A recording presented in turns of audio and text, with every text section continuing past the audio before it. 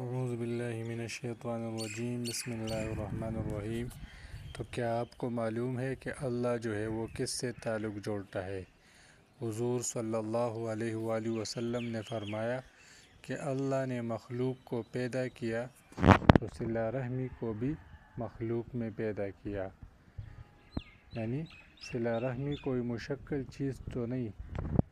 ہم کہتے ہیں بھائی اچھا سلوک کرو، تو یہ اچھا سلوک بھی مخلوق کوئی چیز ہے تو یہ شکل جو ہے اختیار کر لے گی۔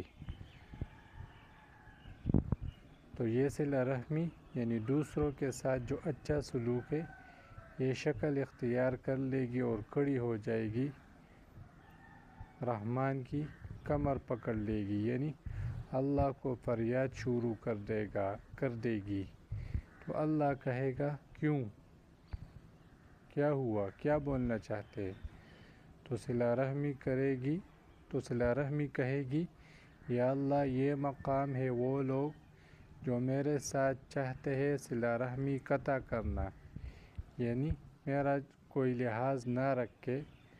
صلہ رحمی تو ایک صفت ہے لیکن یہاں شکل اختیار کر لے گی تو کہے گی یا اللہ یہ وہ مقام ہے کہ صلہ رحمی جو نہیں کرتا اس کا صلہ جو ہے وہ کیا ہوگا، تو میں اس کی فریاد کرنے آئے ہوں، یعنی میرا حق ادا نہیں کرتا، صلہ رحمی کہے گی۔ تو اللہ کہے گا کیا تم اس پر راضی نہیں کہ میں اس سے تعلق قائم رکھوں جو تجھ سے تعلق قائم رکھے، یعنی صلہ رحمی کرے، اور جو تجھ سے تعلق توڑ دے یعنی صلہ رحمی نہ کرے میں اس سے تعلق توڑ دوں؟ صلہ رحمی کہے گی جی ہاں یہ ٹھیک ہے، یعنی جو اپنے رشتہ دار کے ساتھ اچھا سلوک کرے گا اللہ فرماتا ہے میں اسے اپنے ساتھ جوڑ لوں گا، اور جو نہیں کرتا میں اسے اپنے آپ سے جدا کر دوں گا، اور فرمایا یہ میں نے جو کہا ایسے ہی ہوگا۔ یعنی مضمون یہ آیا کہ صلہ رحمی کتنی اہم چیز ہے۔ تو کوشش یہ کرے، اکثر رشتہ دار بد کرتے ہیں لیکن آپ حتی الامکان اچھا سلوک کرے۔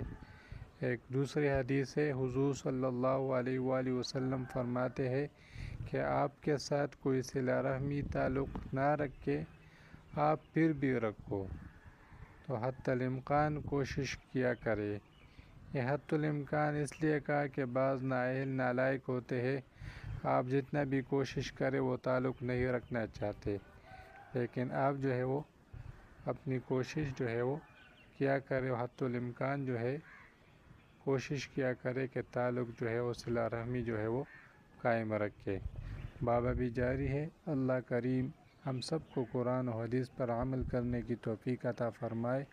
وآخر دعوانا ان الحمد للہ رب العالمین۔